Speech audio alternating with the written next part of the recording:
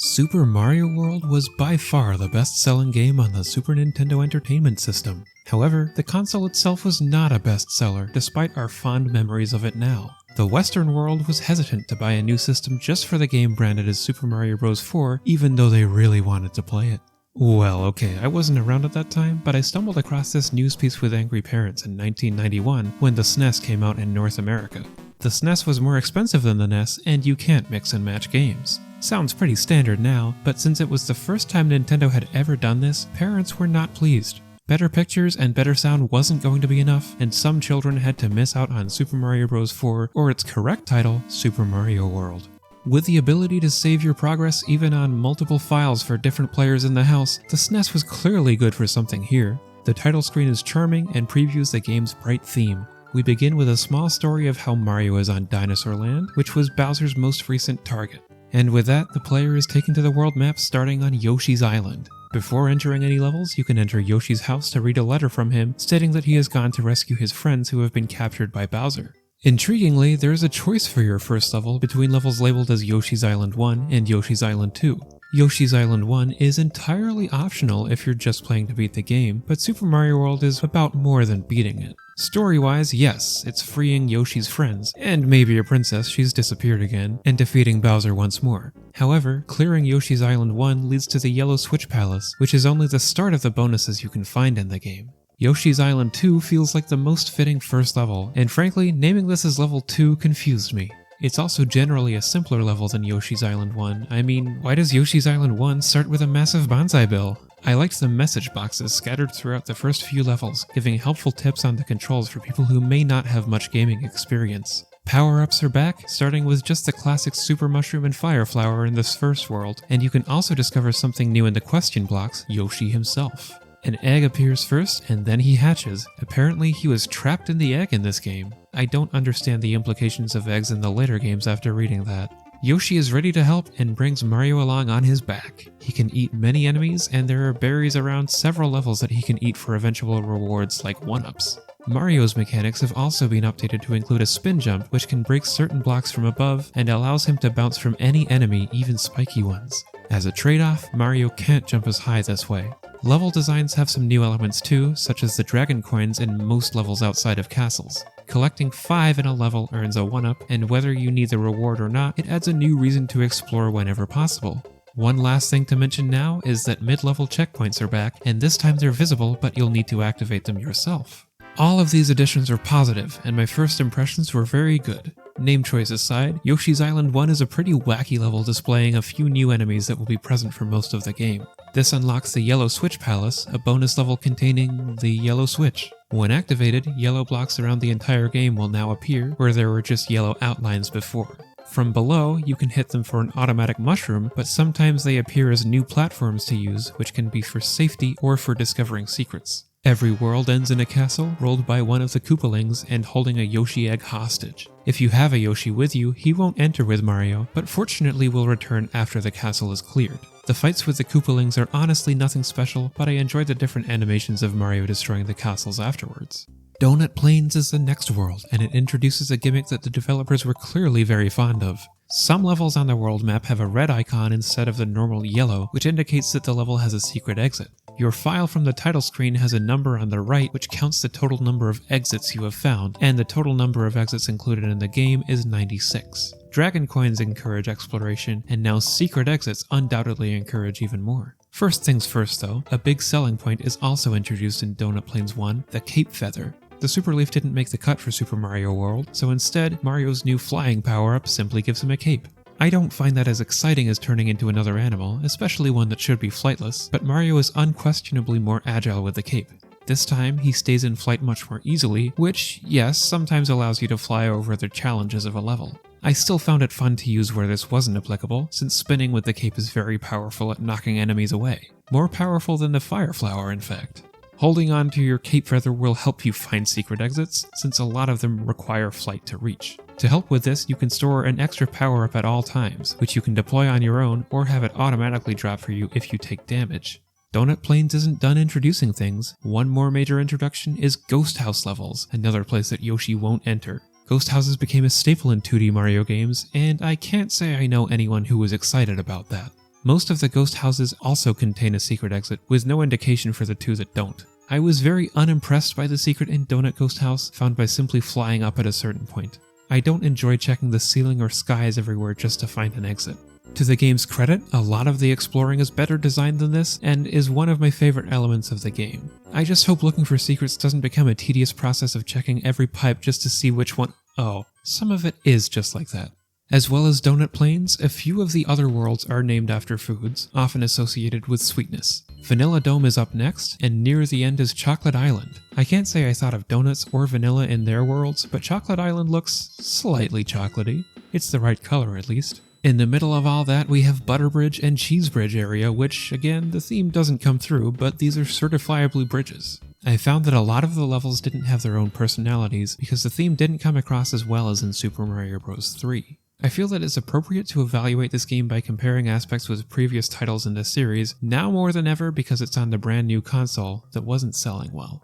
Asking if Super Mario World is the best showcase of what the SNES can do is also appropriate, and I would simply say no, though that isn't to say that this game could have been made on the NES. With Super Mario Bros. 3, I commented on the level length staying surprisingly short throughout the whole game, resulting in a few ideas feeling unfinished. Super Mario World certainly increased the lengths of levels. This means that there aren't as many levels, but that's fine, especially with all the secrets to find. The issue I still have is that the late game level design is, mediocre. Perhaps that isn't a safe thing to say on the internet. It's just that when I think of the ideas that didn't work in Mario 3, at least those levels were short, whereas here in Mario World, the levels were extended whether it was a good idea or not. I asked around about whether my opinion is more popular than it seems, just not voiced often, and I concluded that people who didn't grow up with the game were more likely to agree with me on the level design. Those who did grow up with the game are more likely to say that this game doesn't age, and they'll enjoy it now just as much as they did then. I'm not convinced it's as good as everyone remembers when comparing the games, but I'm obviously not going to stop anyone from having a good time. And I'll clarify that for the most part this game is a good game. Moving Mario around is fun enough for the majority of the game. I appreciated that the game wasn't afraid to be difficult, but was generally good at keeping it under control. Butterbridge was like a glimpse of things to come, since one slip up while avoiding spiky surprises could be a death. At the same time, it feels like a good difficulty for a halfway point despite the high stakes. This led into perhaps the least popular area in the game, Forest of Illusion. The concept here is that everywhere has a secret exit, and that's really what the game as a whole is all about. Maybe those who are focused on beating the game won't appreciate searching for a secret way out of the forest and see it as a low point in a widely cherished game. Really, it isn't so bad, especially if you're used to secret hunting by now.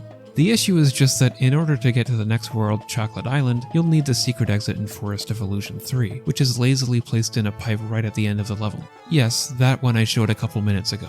And you need to have at least a mushroom to spin jump on the blocks to reach the key activating the exit. Playing all the way through this level twice wasn't the most exciting thing, but I was mostly happy with the variety of levels in this world. I was rather proud of myself for catching on to what the Ghost House secret would be before getting the regular exit too. The end goal is once again defeating Bowser in his castle, but you have a lot of different ways to get there. Some of these secret exits provide different routes than the 7 Koopaling castles, although if you don't defeat all the Koopalings on the way, that implies that you didn't free all the Yoshis. There are some alternative forts that you can discover, ending in a fight with Reznor, essentially 4 rhino-like creatures on a mini Ferris wheel contraption. This fight gets easier every time you see it because I didn't find any changes each time it appeared. There are also 3 more Switch Palaces to discover behind secret exits, all of which, when activated, can help you find more secret exits. When hit from below, green switch blocks always provide a cape feather, red blocks hand out fire flowers, and blue blocks give invincibility stars. I really liked that the switch blocks had more than one purpose, which made the palaces a very valuable discovery.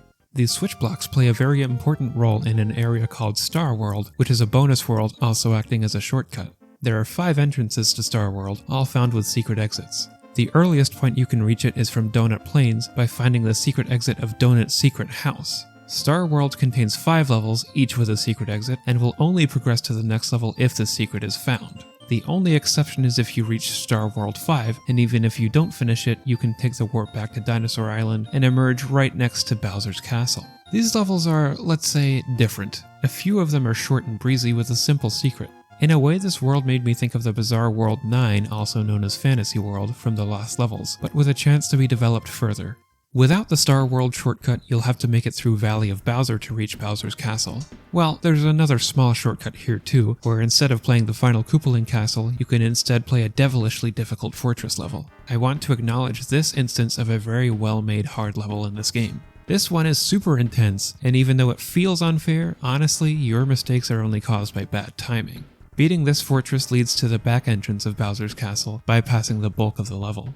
The front entrance is handled in a unique way. It starts with a choice of 4 doors leading to entirely different rooms, and then you'll be greeted with doors labeled 5 to 8. 8 different rooms you could see, but ultimately you only need to clear 2. This isn't a flaw, but I wish I could have played them all consecutively. After completing your chosen rooms, there's one final dark room before fighting Bowser, seemingly on the roof. Bowser has picked up a flying clown car and he's throwing Mecha Koopas down at Mario, helpfully giving Mario something to throw back. Instead of being a 3-hit fight like the Koopalings, this fight has 3 phases with 2 hits in each, so you'll have to make 6 good throws. In between phases, Peach shows herself in the clown car and throws down a super mushroom to assist you, and Bowser counteracts by sending fire down and giant balls. It's an odd fight, but it's a good fight and a suitable finale. And with Peach and all the Yoshis of Dinosaur Island saved, that's the end of the game. But not necessarily. Since the SNES provided files to save your game, you can still go back and play all the levels you hadn't finished yet. For me, that was Star World 5 since I had never reached the secret exit needing all the switch blocks activated. The secret exit here leads to yet another world, simply called Special Zone, with 8 levels, typically named after a synonym for the word good. These are intended as a tough final challenge, although you could play them as soon as you unlock them, even before beating Bowser. Tubular is a pretty infamous level involving the P-Balloon, which is another power-up introduced in this game, rarely used before this point. If you beat all of Special Zone, you'll be awarded with a bizarre graphics overhaul, changing the color of the world map and swapping out various enemy sprites such as Koopa shells and piranha plants. In a game focused on secrets, this is the ultimate surprise. With the whole game now explored, there's no denying that this is a grand adventure, Mario's biggest yet. There are 3 main things about Super Mario World that underwhelmed me: the design of the harder levels, the low range of level themes, and the low range of level music. Mario games were not yet known for having a good range of music, and here is no different, but at least it's once again high quality and fitting for its occasion. Every song uses the same motif as the main melody, which I have to say, controversially, became boring. It shouldn't have been. Nonetheless, this game is very deserving of a high score, by my standards, even though I've picked out more flaws than the average person. The best games sometimes get the harshest critiques. It's incredibly charming and introduced several exciting mechanics that worked very well, but it didn't completely blow me away. Therefore, my final score for Super Mario World will be 8 out of 10. It may not be timeless as so many will claim, but it should still be worth playing. If you're going to play it, you can play for as much completion as you want, and you probably shouldn't force yourself to go for all 96 exits. It was remade portable on the Game Boy Advance as the main portion of Super Mario Advance 2, and both the SNES original and the GBA remake can be played with Nintendo Switch Online. I'd have to recommend the SNES version between those two. Unsurprisingly, Super Mario World made the front cover of Nintendo Power, and the next issue's reviewers gave it an average score of 4.55 out of 5. Electronic Gaming Monthly gave it 9s across the board, complimenting all the action packed into one game, although hinting that it may not have taken advantage of the new SNES capabilities. Famitsu had a very harsh 6 out of 10 from one reviewer, but the other reviews raised the average score to 8. If you thought my score of 8 was crazy, I present you a new target to be annoyed with. Tell me, did you agree with the points I've made? What rating would you give Super Mario World for the SNES, initially released in 1990? If you're this far in the video, please remember to hit the subscribe button and leave a like on the video too. Typically, 90% or more of my viewers aren't even subscribed. As ever, thank you for watching, and please continue to be your own unique self. We haven't seen any actual bullet bill cannons, yet we've seen... Okay. Glad that happened. We've seen bullet bill generator and also bonsai bills in the first level. Wow, you suck. I do.